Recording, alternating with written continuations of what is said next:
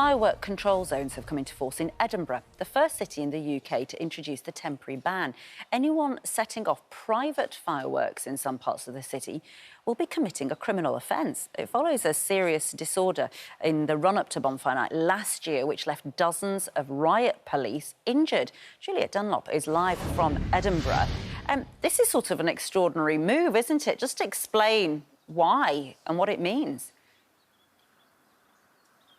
Yeah, morning, Ranveer. Well, the emergency services up and down the country have, of course, been gearing up for Bonfire Night. It is their busiest night of the year. But yes, here in Edinburgh, they have gone a step further by introducing this ban on the use of fireworks. These signs, in fact, are dotted around all the streets in this part of the city.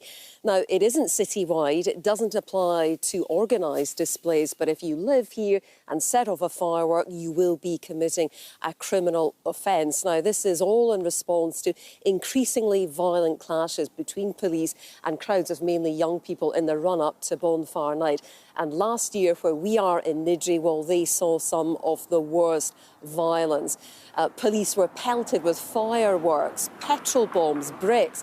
Officers were injured. Some of them suffered hearing loss as a result of what happened that night. Firefighters were also attacked. So this year, for the first time, the city is enacting this legislation.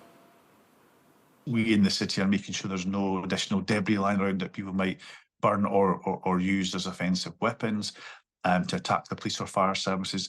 And you know, the police, the fire, and have been around schools to educate young people. And I think all of these things will help. But ultimately, there may still be a small group of young people that think it's funny to attack buses and police. So this ban, alongside these measures, all have been happening in the run-up to tonight. Edinburgh, of course, not the only city to have problems at this time of year.